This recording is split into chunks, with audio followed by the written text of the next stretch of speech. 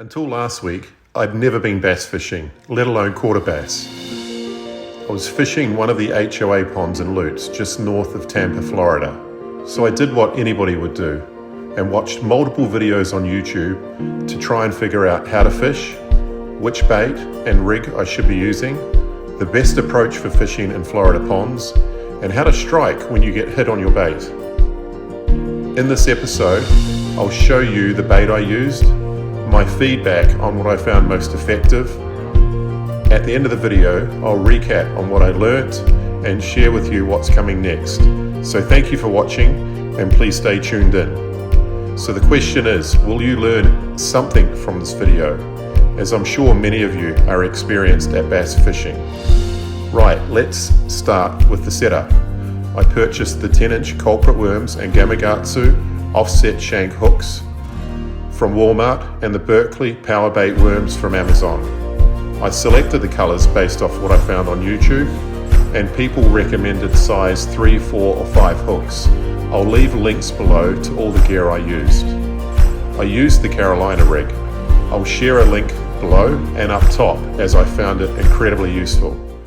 I started with the 10-inch culprit worms using the color June bug as it appeared to be the most popular online. I've got the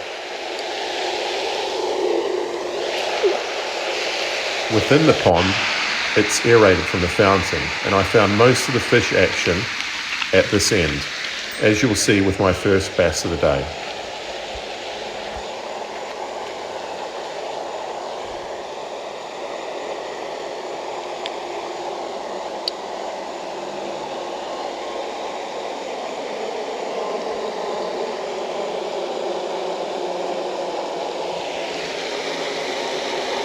I focused my efforts near the fountain at the end of the pond, the spot where the water gets a little extra oxygen and the bass apparently get a little extra hungry. One thing I learned quickly, patience isn't just a virtue in fishing, it's the whole game. Slowing down my retrieve, I let the worm sink to the bottom, then worked it back up and down. I had a strike but missed the fish, rookie mistake.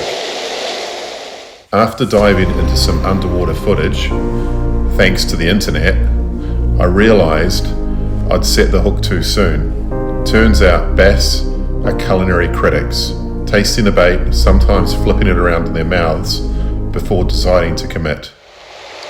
Bass also prefer to hang out near structure, at the pond's edge, waiting to ambush their suspecting dinner. Twice I hooked one but failed to give it enough time to truly bite down, missing the opportunity. I'm used to fishing for redfish in the sea, where a side swipe hook set works best due to the shape of their mouth. Bass though, they need a more upright motion and a bit more time to finesse. Lesson learnt the hard way, of course.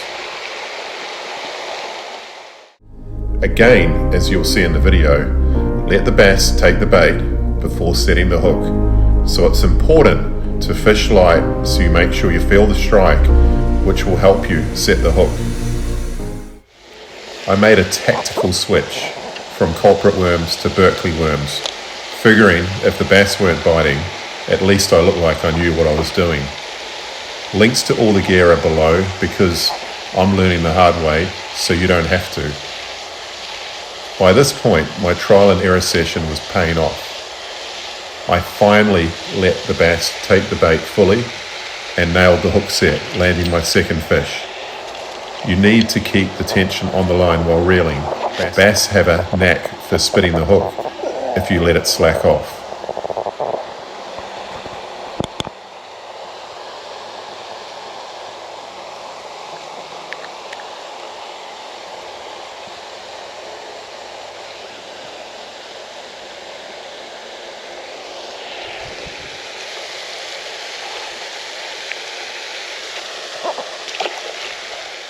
For my setup, I used an offset shank worm hook. I'll admit, I wasn't sure how to rig it at first, but YouTube saved the day. Here is the gist. Stick the hook about 1/2 inch into the worm's head and thread it through.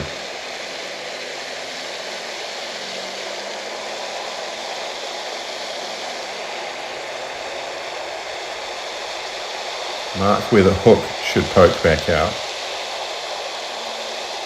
then push it through until it's aligned. For weedy areas, tuck the hook tip slightly back into the worm for a weedless rig.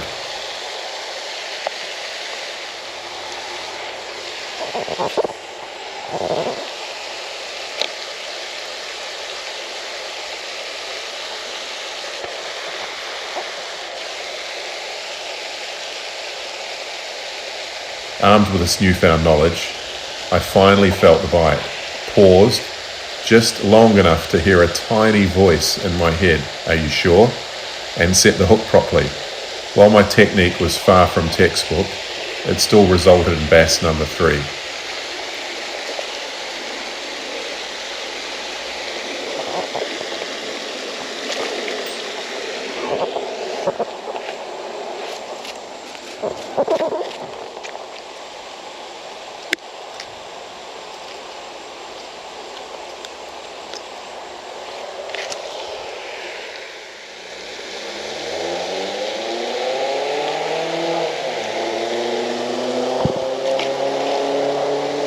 Note to self, many strikes happen near the edge, so don't rush that last bite of the retrieve. You never know where the bass might sneak into a last minute ambush. Fish number 4.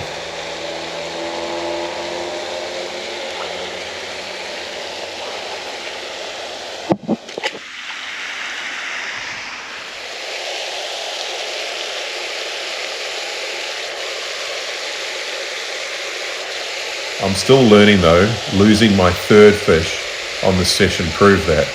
It always seems to happen from this side of the lake.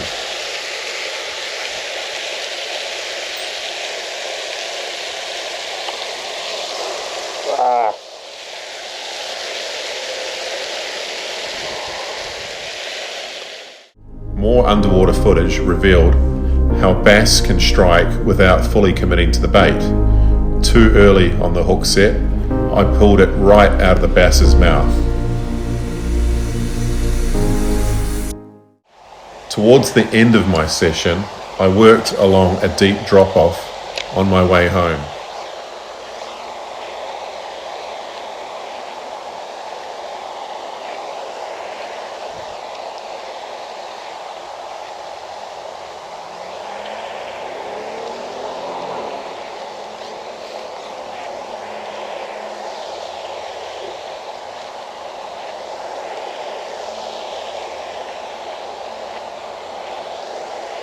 This time I waited for the telltale pull, let the bass take the worm, and set the hook perfectly, landing my 5th and final fish of the day.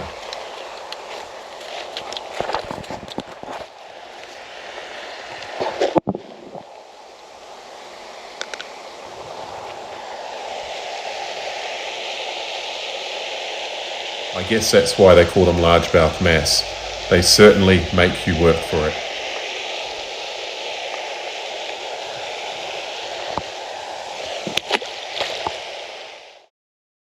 So what are the lessons that I learned? Number 1, do your homework. Local wisdom is golden. Use baits and rigs that others swear by in your area. Both worm brands I tried worked like a charm. Slow down. Let the bait settle on the bottom and work it back gently. Bass aren't fans of fast food. Hook set practice. Feel the weight of the fish before lifting your rod. A rushed hook set equals a lost fish. Target structure. Bass love lurking their edges, covers and drop-offs for their ambush strategies. And number 5, persistency pays. It's called fishing, not catching, for a reason.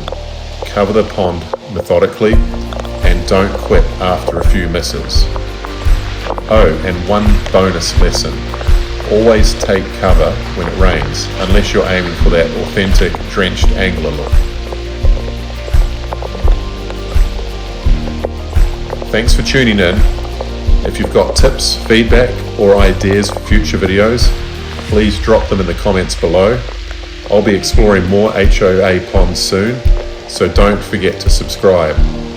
There's more awkwardly educational fishing content coming your way. I'll see you next time.